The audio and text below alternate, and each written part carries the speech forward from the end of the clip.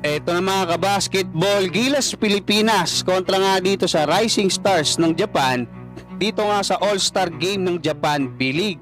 At nagpasalamat yung mga Pinoy dahil sa napakagandang opportunity na naibigay sa kanila ng Japan B-League at patunay daw yung padami pa ng padami na mga Japan B-League boys at saka yung mga naglalaro doon sa KBL, no? Doon sa talent ng mga Pinoy. So first quarter mga kabasketball, unang pinasok si RJ Abariento, si Bobby Ray Parks Jr., si Carl Tamayo at si Kai Soto. Ngayon mga kabasketball, alam naman natin na itong All-Star Game, especially sa simula, no, kulitan talaga yan.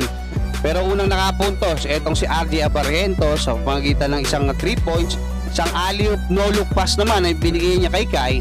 Tapos nakashoot ulit ng halos walang talon si Kai at kulitan lang to mga kabasketball, baka sabihin ng iba nagyayabang si Kai kasi talagang nakita ko doon sa mga video lumalabas, nagkukulitan sila nila Carl Tamayo, nagkukulitan sila nila Terdy Ravena, tinutulak niya, di ba, nila RJ Abarientos, talagang batang-bata pa si Kai. Yan sila Carl Tamayo, sila RJ Abarientos, talagang sobrang kukulit mga kabasketball.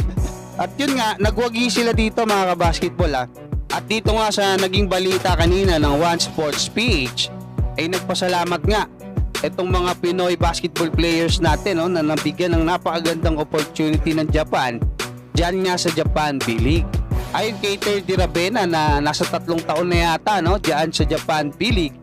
At kumbaga yung pinaka-pioneer na Pinoy na naglaro dyan ay napakaganda raw na meron ng kumbaga mga Pinoy, no, padami ng padami yung mga players natin na naglalaro dyan. Actually 4 years na nga yata itong si Terdy Ravena, no. Ang isa kasing maganda rito mga kabasketball sa Japan B-League, 1 taon mo lang katumbas na ng max contract ng 3 taon dyan sa PBA.